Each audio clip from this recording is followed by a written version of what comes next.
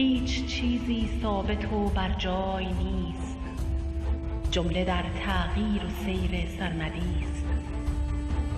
ذره ها پیوسته شد با ذره ها، تا پدید آمد همه ارض و سما. 100,000 نظم و آیین جدا، علت سوری این خورشیدها. باز این خورشیدها آیینها، برگرفته سوی گرداب فنا.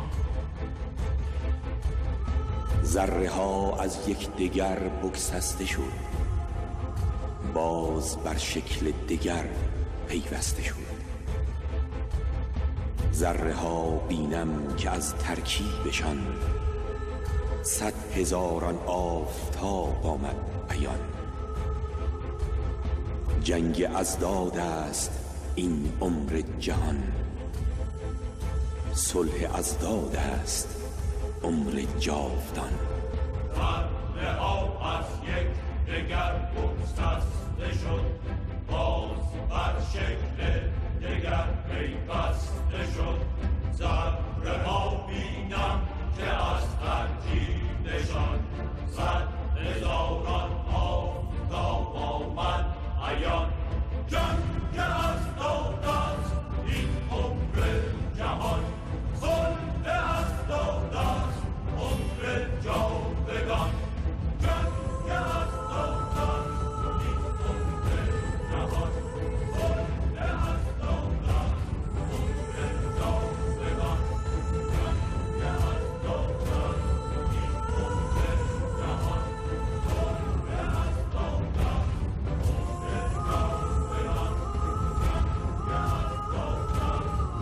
عمر جهان، صلح اضداد است عمر جاودان.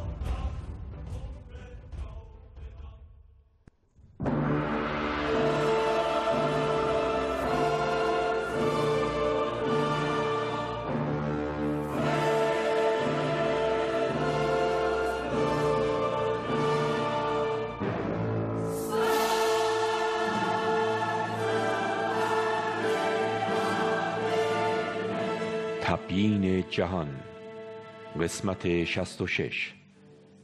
تبیین ماتریال دیالکتیکی وجود. تاریخچه دیالکتیک.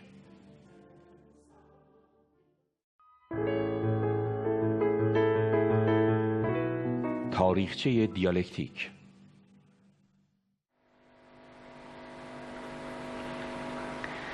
دیالکتیک تاریخچش خیلی دور و درازه.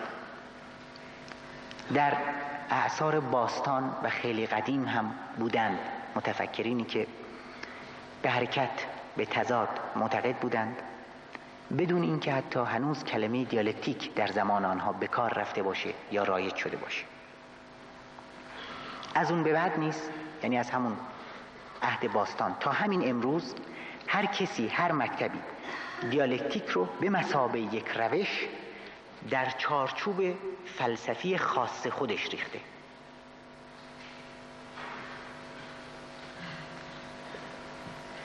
همونطور که دیدیم تفکر ماشینی یک بار در چارچوب ماتریالیسم ریخته شد، یعنی متد و نحوه برخورد ماشینی.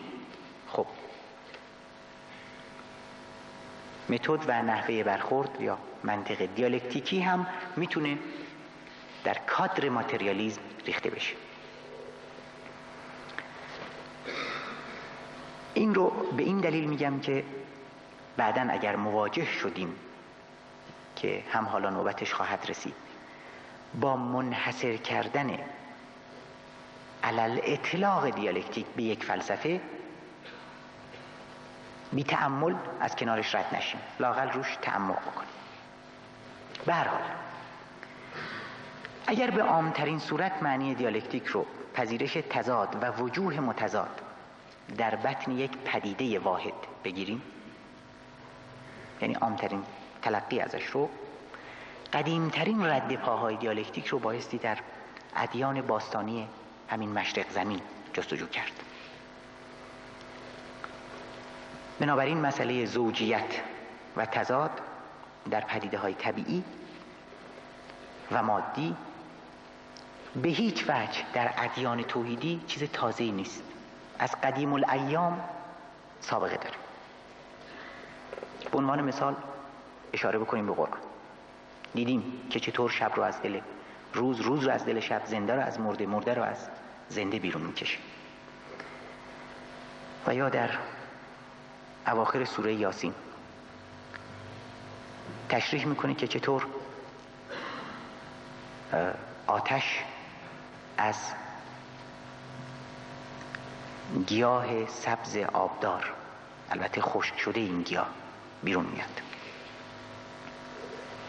میدونیم که قرآن حرکت تکاملی انسان رو یک تکاپو، یک نبرد میان جنبه ها و ازداد به اصطلاح شیطانی و انسانی نفس انسان تلقی میکنه که طی اونها فرد مؤمن در هر قدمی بایستی تضاد درونی خودش بین فجور و تقوا رو در جهت تقوا حل بکنه.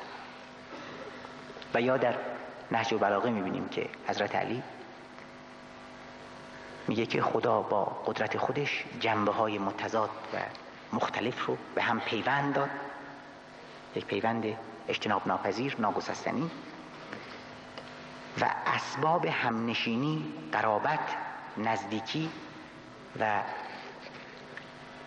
اتحاد و زوجیت اینها رو هم با هم فراهم کرد. این جمله رو میخونم: لا اما به قدرتهی بین متضادها و وصل اسباب قرائنها. با قدرت خودش پیوند داد، پیوسته کرد این جنبه های متضاد رو به یکدیگر و اسباب همنشینی و نزدیکی و اتحاد و زوجیت اینها رو فراهم کرد.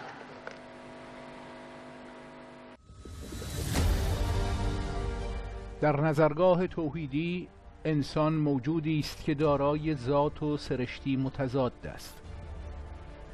همین دوگانگی ذات انسان منشأ انسان شناسانه افکار، عقاید، مکاتب، راه و رسم‌ها و در نهایت نظامات مختلف و متعددی است که در طول تاریخ پیدا شده و هنوز هم وجود دارد. و نفس و ما سواها فالهمها فجورها و تقواها. و سوگند به نفس و آنچه که آن را پرداخت، پس بر آن فجور و تقوایش را افکند.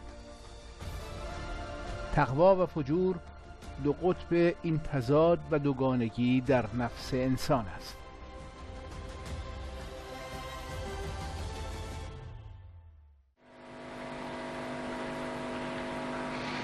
بر همین روال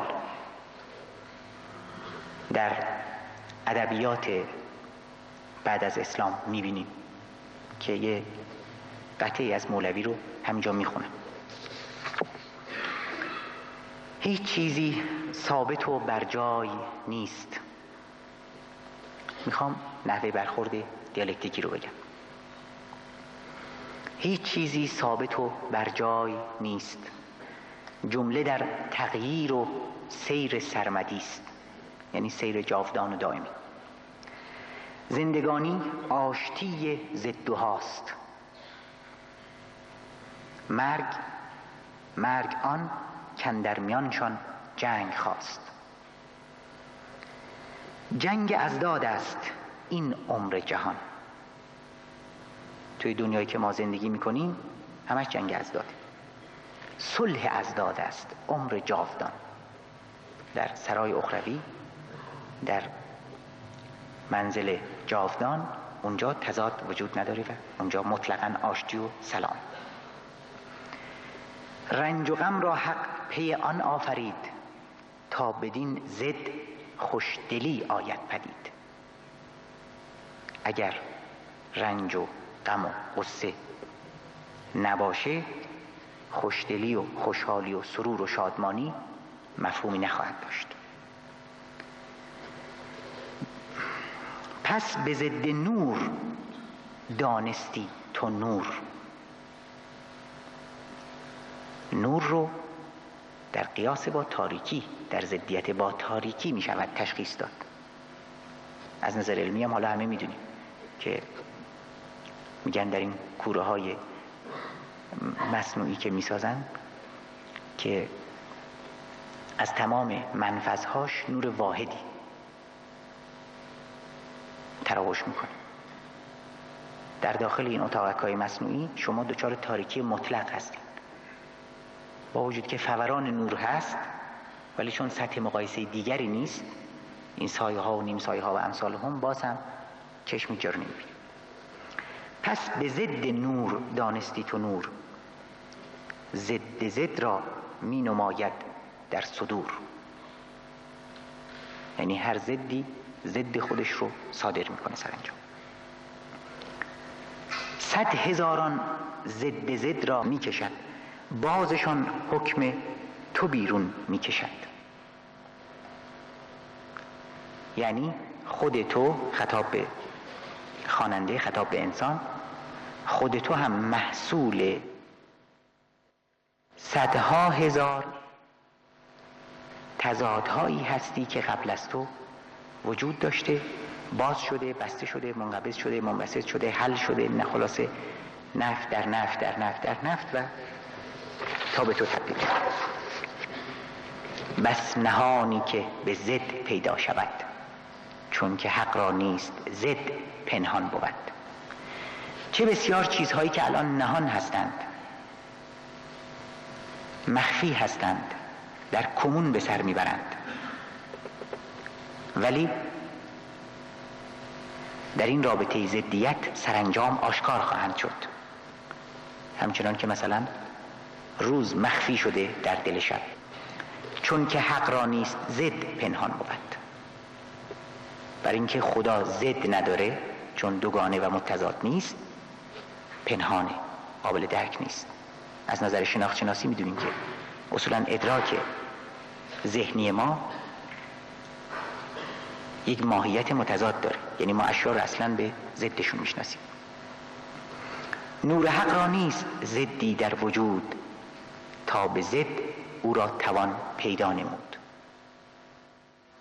انوار و اشعه خدایی به دلیل اینکه ضد ندارند نمی شود اونها رو پیدا کرد. از عدمها سوی هستی هر زمان، هست یا رب کاروان در کاروان. و بر این روال هست که چیزهایی که نیستند الان هست خواهند شد کاروان کاروان. صورت از بی صورتی آید برون، باز شد انا الیه راجعون.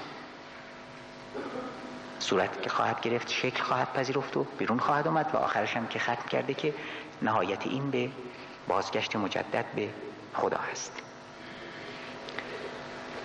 ملاحظه می‌کنین این نمونه ها پشت سر هم مبین این است که دیالکتیک چه تاریخچه دور و درازی داره و همینطور چه غنایی داشته در مشرق زمین. گوییم که ما قصد باز کردن این بحث رو در اینجا نداریم. مشخص‌تر بگم، الان نمیخوام وارد یک دیالکتیک توحیدی بشیم، فقط داریم به اصطلاح رد پاهای دیالکتیک رو اینجا بهش اشاره میکنیم و جستجوشون میکنیم. پس بنابراین اجازه بدین یک سری هم به اروپا بزنیم، به مغرب زمین. اون جایی که فی المثل هراکلیت رو میبینیم در حوالی 600 سال قبل از میلاد مسیح که به حرکت و تضاد معتقده. از اونجایی که هراکلیت دیالکتیکی برخورد میکرد، ماتریالیست‌ها اصرار زیادی می‌ورزند در اینکه ماتریالیست معرفیش بکنند، مادی قلمدادش بکنند. ولی دیالکتیک هراکلیت فی الواقع بر یک اصل ثابت، حالا آتش یا خرد، استوار بود و از این نظر طبیعتاً با ماتریالیسم که به یک مبدأ و منشأ ثابت و قائم به ذات معتقد نیست در تعارض، یعنی اختلاف داره. هراکلیت آتش رو مثلا مبدأ و اصل همه چیزها میدونست.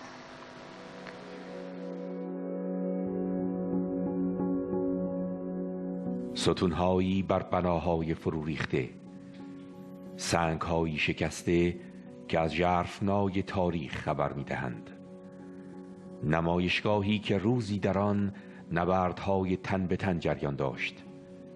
اینجا خرابه های باستانی شهر تاریخی افسوس است. شهری باستانی که صدها پیش از میلاد برپا بود. هراکلیت یا هراکلیتوس یکی از شاهزادگان افسوس بود.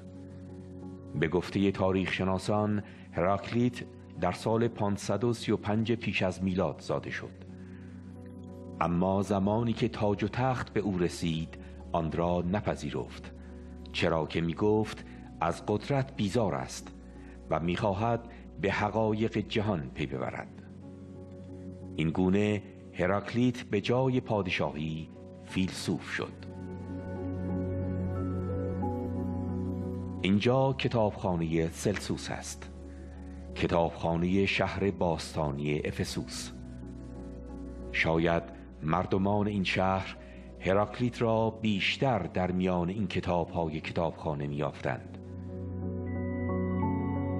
هراکلیت از نخستین فلاسفه غرب است.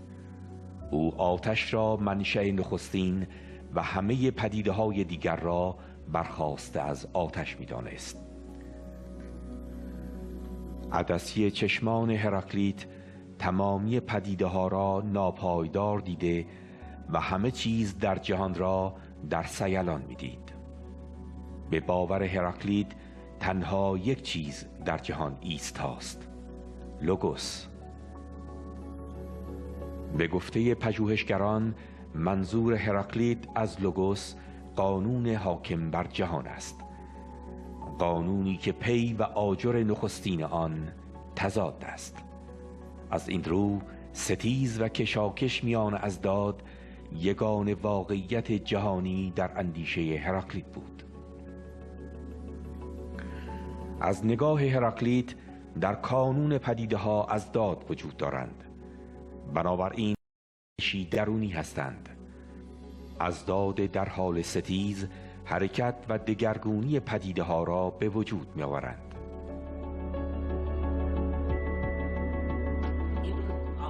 هراکلیت تغییر پیوسته یا سیلان را پایه‌ای ترین سرشت طبیعت می دانست. هراکلیت می گفت همه چیز روان است، همه چیز پیوسته در گذر، در حرکت است، هیچ چیز ثابت نیست. بنابراین در یک رودخانه نمی توان دوبار شنا کرد، زیرا بار دوم که در آن شنا کنیم نه رود همان است که بود، نه ما همانیم که بودیم.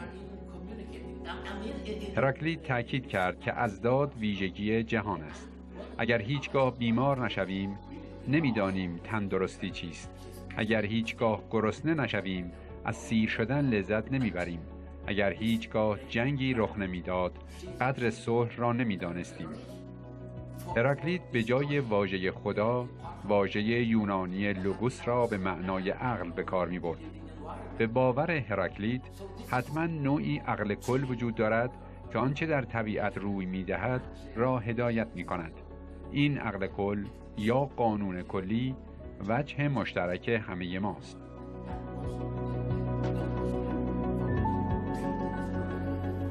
باور هراکلیت این گونه بود: کشمکش میان ازداد پدیده که هیچگاه باز نمی ایستد و عامل بقا و حرکت پدیده است. این دیالکتیک هراکلیت بود.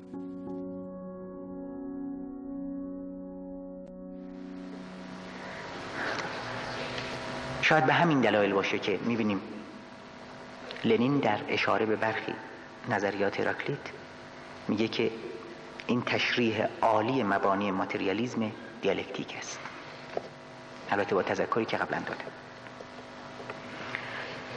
هراکلیت میگفت که به هر چیز که نگاه بکنین به یک اعتبار هست، به یک اعتبار نیست. همون که در تفاوت تضاد و تناقض هم صحبت کردم. به یک اعتبار من زنده هستم و به یک اعتبار نیستم، چون به سوی مرگ روانم.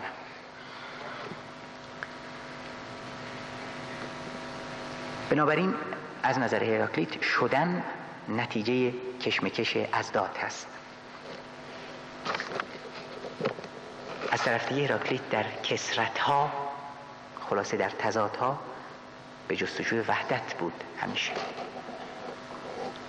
خودش میگفت که هر جفتی یک چیز تمام هست و یک چیز تمام نیست، چون بعداً یک چیز دیگه بیرون خواهد داد از خودش، چیزی که فراهم می شود و چیزی که می پراکند، چیزی که با خود توافق و تنافر دارد. از یک طرف خودش هست، خودشه، از یک طرف چون تغییر خواهد کرد به چیز دیگری تبدیل خواهد شد، پس با خودش تنافر داره، یعنی جدایی و گریز و پرهیز. بنابراین می‌بینیم که دیالکتیک هراکلیت با همه اعتقادش به تغییر باز در چارچوب یک آتش جاودان و خاموشی ناپذیر حضور و معنا پیدا می‌کنه. بعد از هراکلیت میرسیم به فیثاغورس که در حیطه فلسفه خاص خودش که فلسفه اعداد هست، چون معتقد بود که حقیقت رو در ارقام و در اعداد باید جستجو کرد. اون هم برخی برخوردهای دیالکتیکی داره. مثلا میگه که تضاد واحد و کثیر، یکه و چند تا به اصطلاح، و زوج و فرد منشأ همه اختلافات است. اگرچه باز هم هراکلیت واحد مطلق رو، یعنی یک واحدی، یک یکه‌ای اعتقاد داره که اون مطلق هست و جدا از زوجیت و فردیت. درسته واحده ولی فرد نیست، مثل فردی که در مقابل زوج قرار میگیره. بعد از او میرسیم به خود افلاطون.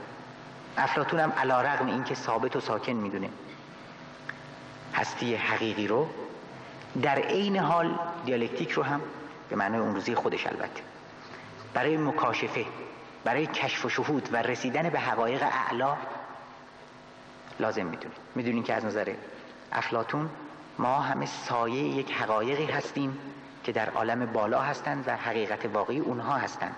ما سایه ها هستیم. اون جهان ثابت و ساکنه. ما برای دریافت اون خوب است که به معیارهای اون روز اون دیالکتیکی برخورد بکنیم. بنابراین دیالکتیک افلاطون هم در چارچوب یک تعقل، یک نوع در چارچوب اون مثل، اون نمونه های جاودان و دائمی معنا پیدا میکنه. خودش گفته بود که متعلمان، مثلا محصلا یا دانشجوها، بایستی 5 سال زندگی خودشون رو صرف یاد گرفتن این دیالکتیک بکنن تا بعداً بتونن به کشف و شهود مثل سرمدی، اون نمونه های جاودان و اعلا قائل بشن، تا بشود گفت که دیگه دیالکتیک مآب شده. از نظر افلاطون دیالکتیک مآب کسی است که روحیش جامع الاطرافه به اصطلاح، یعنی روحیه‌ای داره که علوم رو جدا از همدیگه، بی ارتباط از همدیگه نگاه بهشون نمی‌کنه،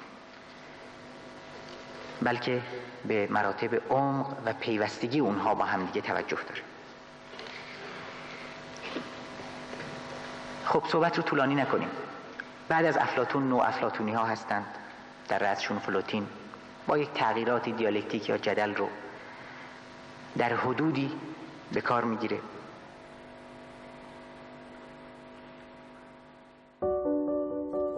فلوتین یا پلوتینوس به گفته‌ای آخرین فیلسوفی است که از فرهنگ هلینیسم یا یونانیگری بهره گرفت.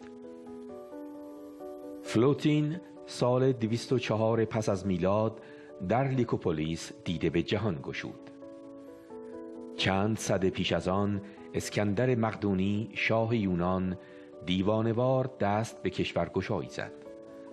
پس از فتوحاتی چند اسکندر مرکز دانش و فلسفه را از آتن به اسکندریه جابجا کرد، شهری در ساحل شمالی مصر. هرچند بیشک اسکندریه یکی از مراکز گفتگو و جدل برای پی بردن به حقایق جهان توسط فلاسفه بود، اما امروزه اطلاعات اندکی از آن دوران باقی مانده است، چرا که کتابخانه اسکندریه بارها آتش گرفت و سرمایه‌های سپرده شده در آن یعنی اندیشه های نگاشته شده بر چرم ها و پوست ها در آتش فراموشی سوخت. مهمترین چهره فلسفه نوافلاطونی فلوتین بود که در اسکندریه فلسفه آموخت ولی در روم مستقر شد. عزیمت او از اسکندریه قابل توجه است، چرا که این شهر چندین سده محل تلاقی فلسفه یونانی و عرفان شرقی بود.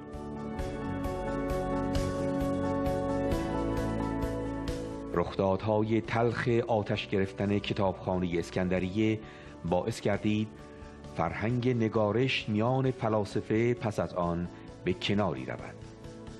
روندی که کمتر از سوختن کتابها در آتش نبود. اما در این میان فلوتین راه دیگری برگزید. او شاگردانش را به نگارش واداشت. از این رو فرفوریوس، یکی از شاگردان فلوتین، نوشته های او را در 54 رساله گرد آورد. کتاب اسولوژیا یا تئولوژیا به معنای فلسفه اولی بخشی از نوشته های فلوتین است. حس یافتن حقایق جهان فلوتین را واداشت که به شرق و مرکز تمدن آن ایران برود.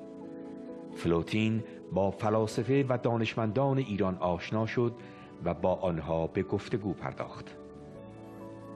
فلوتین به عالم مثل افلاطون معنایی نو بخشید. افلاطون می گفت عالم مثل دنیایی است که در آن اصل هر پدیده به صورت جاودان قرار دارد و بدینسان تمامی پدیده ها سایه های اصل خود در این جهان هستند. برای نمونه یک اسب اصلی در عالم مثل قرار دارد و تمامی اسب‌های روی زمین سایه آن اصل اسب هستند. فلوتین این دیدگاه افلاطون را مقداری سامان داد. او گفت عالم مثل همان عقل انسان است، عقل عالم است و عالم محسوس تصویر آن است. آنگاه فلوتین نگاهی متضاد به پدیده ها کرده به این باور رسید که هر پدیده‌ای در این جهان دارای نیمه‌ای ماورایی و نیمه‌ای زمینی است. نظریه مثل افلاطون میان جهان مثالی و جهان محسوسات تمایز نهاد. این به معنای شکافی بارز میان روح و جسم بود. انسان بدین گونه موجودی دوگانه گردید. بدن ما مانند هر چیز دیگر جهان محسوسات متشکل از خاک و غبار بود، اما ما روحی فناناپذیر هم داریم. فلوتین باور داشت جهان پلی است میان دو قطب. در یک سو نوری ملکوتی است که وی آن را وجود یکتا و گاهی خدا می‌نامد. در سوی دیگر تاریکی مطلق که هیچ پرتوی از وجود یکتا نمی‌گیرد. بدینسان فلوتین نیز به وجود ازداد و دو قطب در این جهان باور داشت. نوعی دیالکتیک.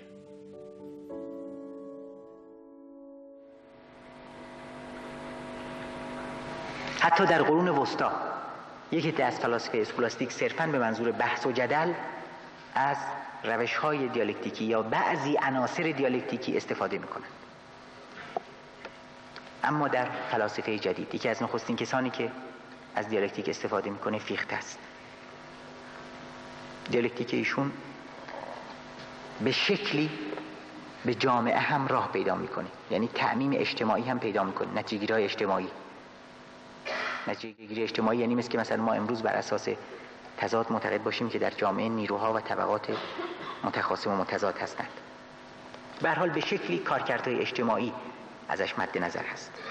البته از نظر فیخته کانون دیالکتیک در انسانیت و در جامعه مستقر هست، یعنی در دامن کوشش‌های اونها جا داره و جا پیدا می‌کنه.